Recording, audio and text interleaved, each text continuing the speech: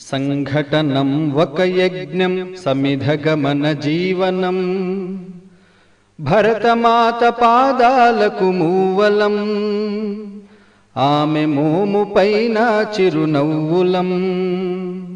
భరతమాత పాదాలకు మూవలం ఆమె మోము పైన చిరునవ్వులం గలగల పారే ఆ జలపాతం